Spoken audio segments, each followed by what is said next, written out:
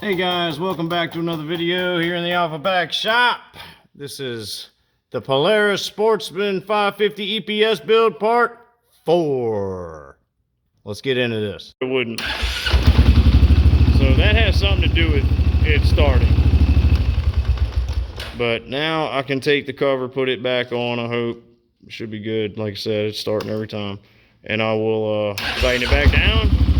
And whenever that T-map sensor gets in and that voltage regulator rectifier, we can throw those in and see if those are going to work. But until then, you know I'm not going to be sitting still. We got more to do on this bad boy. You know that, guys. So I went ahead and took the liberty of bringing the tires in after I cleaned them up and set them out where they go.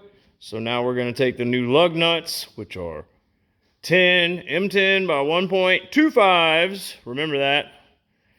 We're going to throw those on there and tighten them up. And then we can set it back on the ground and do the alignment and get that knocked out of the way so that when the voltage regulator, rectifier, and the T-map do come in, we can just throw those in, put the plastics on, and then throw this lovely seat here on this bad boy and go try and test it out down the road and see if everything we've done is good to go.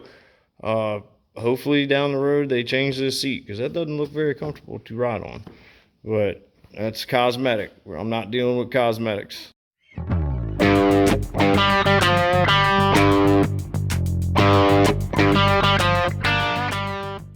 Okay, so I got one on. So that went okay, I guess, once I used the right keyway that I needed. And this one, though, I found where those other lug nuts went. So I guess this is one of the studs that one of those wrong threaded lugs was on. So now I'm going to have to break out the and rethread that so that these new lugs are going to go on there. Okay, guys, that was a pain. Oh my God, that took forever. So let me run you through what I just endured. So, as you can see, I have a buttload of stuff out right here. I used a grinder. I used picks and files. Used the old lugs to try and get these threads right. I originally, yes, tried to tap and die, but of course I don't have that one. Every other one I have, but that M10 by 1.25 was not in my tap and die set. Not even a spot for it. So that was frustrating. So then when I didn't find that, like I said, I tried the files, tried the grinder, tried this, that, and the other, old lugs. Then I was like, man, get a nut and see if you can find one that'll thread on there. So I used a freaking nut, guys, and I put it on there and I tapped it. I got the threads good enough with the file to get this to start. And then I took my impact and forced that sucker on there. So now I got a stud that the lug will go on. Heck yeah, boy. Yeah, that was a pain. That took way too long. But anyway, moving on to putting back the rims and tires on the bike.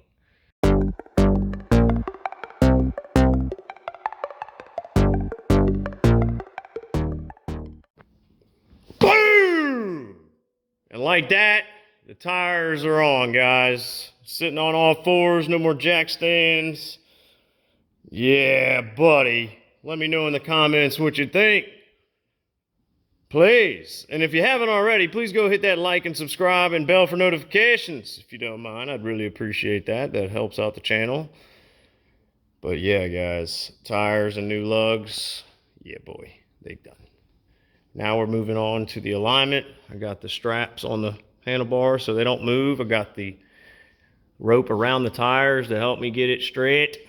And we're going to do some adjusting.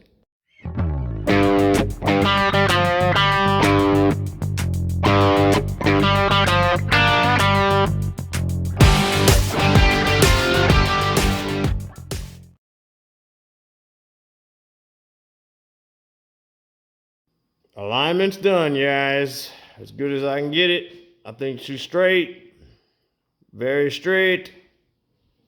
I gotta eye them up a lot of times too with these knobbies, these Outlaw 2s. I use the blades on the outer edge, and I stand far back and I line everything up.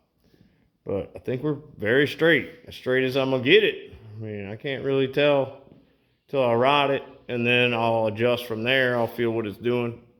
Yeah, guys, alignment, another thing out of the way. And like I said, we're waiting on the voltage regulator rectifier and that T-map sensor. And then once I throw those in, I'll be able to try and test drive it and see what it'll do.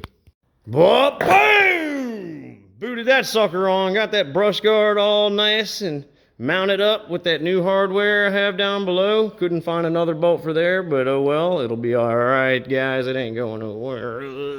All right, so that's out of the way. And look what the mailman brought, guys. Got the voltage regulator rectifier. This is a used unit, OEM. That's the part number right there. And then here we have a T-map sensor. Ah, don't break. And we're gonna put that on there to fix that code it's throwing. It was a 102 and then a 3 underneath.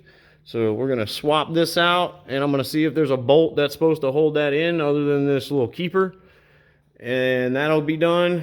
And then the voltage regulator rectifier, like I said, it's an OEM one, so this now should reach, and it will bolt up here, and we'll see if that will give us the correct voltage to that battery. So let's get those thrown in, and then we'll test it out. All right, real quick, got the 2 regulator rectifiers here, looking at them, and you can see there's a lot of differences here. This one's silver, this one's black. These wires are long, these are not. This wire is long, these are not. So obviously this was an aftermarket or something off of a different year, make, model unit or something. But this is an OEM one, and that's what we're going back with. This should fix the voltage issues. All right, so the voltage regulator rectifier is in. Good to go, hooked up, bolted up. Has a lot more slack than before. Before, that sucker was way up there. So that's how that's gonna be. We're good there. And now that I've moved on over here, of course I'm gonna have an issue. So this bolt or screw holding this here little keeper on this sensor is stripped out. I've tried everything to get it out, and I'm about just fed up with it. So I'm gonna take this hammer and this punch right here, and I plan on just beating it over to the left, pulling it out, putting the new one in, and I'm gonna beat it back over. So here I go. And after a couple whacks, got it out, guys. So here's the old sensor. It wasn't bolted in. It looks like there's supposed to be a bolt there. So I'm gonna clean this up and see what's up with that. And then I will find a bolt, I guess, that fits in there. It does look like it has threads, so I'm gonna find something that'll fit, and it's getting bolted down, damn it. All right, coming back whenever I get the bolt and the new sensor installed. T-map sensor installed, guys. Got me a new bolt down in there, if you can see that. I was able to find one that would work. So that was a pain to tighten it. I had to use long needle noses to do it, but it's in there, and I bent that tab back over, and we're good on that. So let's go ahead. I hooked up a voltmeter to the battery to test the regulator rectifier, and we're gonna see how much voltage we're putting out. So I got 13.9 on the battery now. Let's check that out.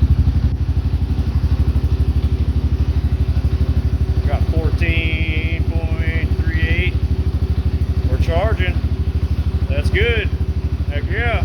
Let's check and see if it threw the code again. Nope. No code thrown.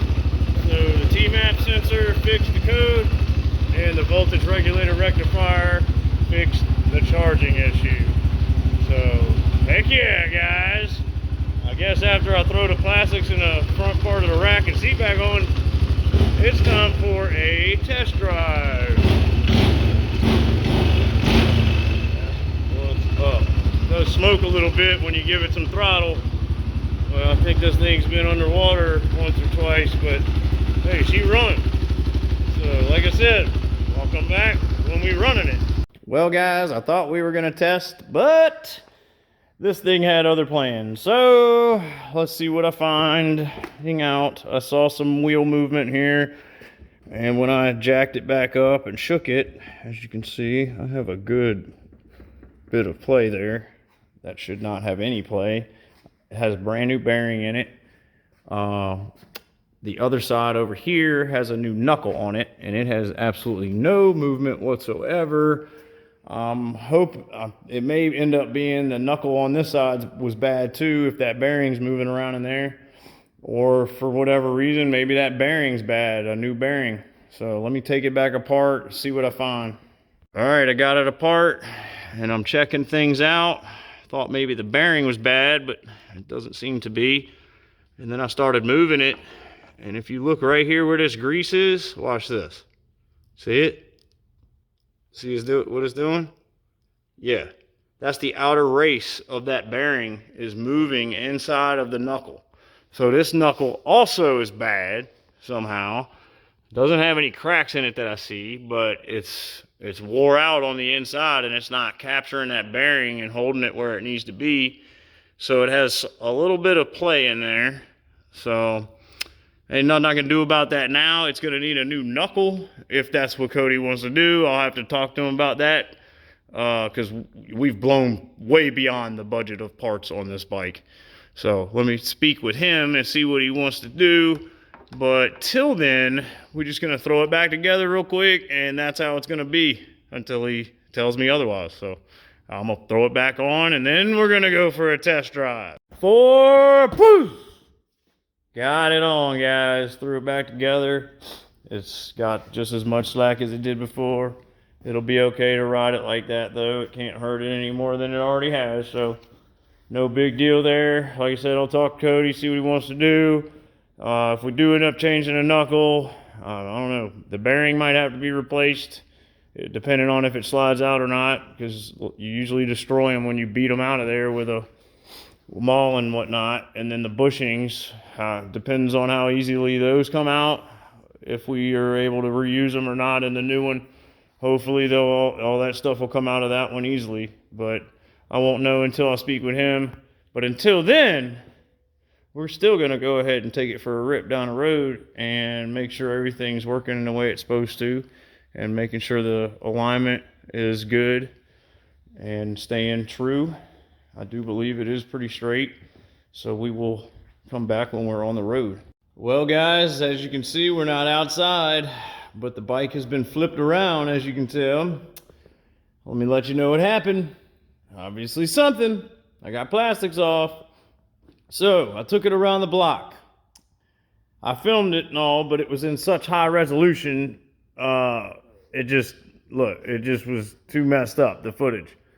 So I pulled it up in here, or I pulled it by the house. I put it in 4-wheel drive and hit reverse in the rocks to make sure the front tires grab. They do, just so you know, they do. And then when I went to go back into drive, the shifter felt like it had nothing on it, because it doesn't. Of course, this little piece of junk, little arm here, would let go of the shifter here and shear whatever gear or teeth that's in there. So now we can't shift gears, guys. That's no bueno. Another no bueno situation for this Sportsman here. This thing has been full of nothing but no bueno situations throughout this entire build. And I'm about fed up with this thing, guys. It's just, it's been one thing after another, one thing after another. So now I get to also discuss this here arm that is going to need to be replaced. Otherwise, can't shift gears. So, yeah, Cody, I need to talk to you, my dude. And so, after further investigation research on this here lever, this is called the bell crank shift lever. And they are known for those teeth down in there to strip out, because this is, I guess, aluminum, if it is an OEM one. And the shaft is steel, so I'd rather it strip the arm out than the shaft coming out of the transmission any day of the week. But this here shaft coming out of the transmission is supposed to have a 1/2-inch nut right here. And as you can see, that is not a 1/2-inch nut, guys. That is a die out of a tap and die set, it looks like.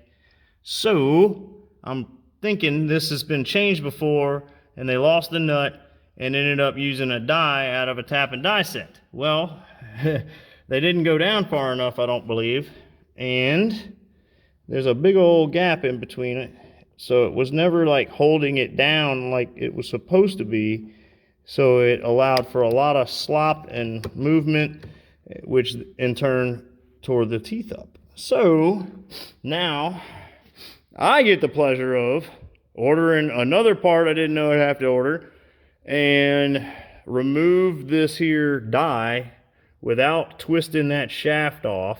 I hope it's not seized to it. If it seems like it's gonna do something bad, I'm gonna just cut it off, and then I'll find a nut that will fit that, and probably run my own tap and die or die on it to where it'll clean the threads up and I won't have any issues. I need to make sure that that nut will sit all the way down like it's supposed to and hold the new shift lever arm, the bell crank arm, where it is supposed to be. So once that comes in, I will go ahead and handle that, and then hopefully then we could take it outside and try to ride it. But you know, something else might happen. You just never know. So we'll find out in a minute. There it is. Bell crank shift lever just arrived. Thank you, mailman. That's the new one, a little aftermarket one. It should be like zinc coated, so it should be good. Teeth look straight and good. Yep, buddy. So we'll have to remove this, get these threads right, get a nut, and then we'll put it on the correct way, and then we shouldn't have any more slack or anything in that shifter. It should work very nicely, and then maybe then we'll see. We could go outside. I'm trying to get there one day. Ooh, come here. One day we're gonna go outside, I promise. All right, so after looking at it a little bit harder, I broke out the Dremel, my guys. So got a cutting wheel on that sucker. About to cut this sucker off. That way I don't damage the shaft coming out, and then I'll retap these threads. But let me remove that real quick. All right, guys, so I was able to cut a little relief in the side here and unscrew it with a pair of pliers. Made it nice and easy. Didn't damage anything. If you look at the threads, they are jacked up, so if it'll focus, I'm gonna have to end up retapping that probably to a nut that I have here, and then we'll be able to replace the bell crank lever arm here, which you can see this one is all chewed up. All the teeth are jacked. The teeth on the shaft coming out of the tranny, I mean, they're all right, I guess. I mean, they're gonna have to be, so I'll come back whenever I can address this. All right, my guys, check it out. Got it all fixed up for us over here, dude. So, yep, I had to take a nut that was the right diameter, but the wrong threads, and I had to rethread it, retap that. So now it was tapped to those threads, and then the bell crank lever, yeah, I had to take a file to that sucker, and also to the shaft coming out of the transmission. I had to file down some pieces to get everything to go smoothly, and I had to bang it on there with a socket, but I got it. So now the shift lever is fixed, and here we go. Go into reverse, neutral, high, low, all that good stuff, back to park, and look at that. No slack. It has just that, whatever that is. So now we might finally be able to go outside and test drive this thing. It's not going to happen right now, but it should happen tomorrow during the day, hopefully. As you can see here, I have a Sportsman 1000 High Lifter Edition chilling as well that has some issues. So I don't know if I'm going to do a video on that or not, but I have a lot of Polarises up in here. So anyway, I'll come back whenever we're outside, finally test driving this bad boy. Getting closer.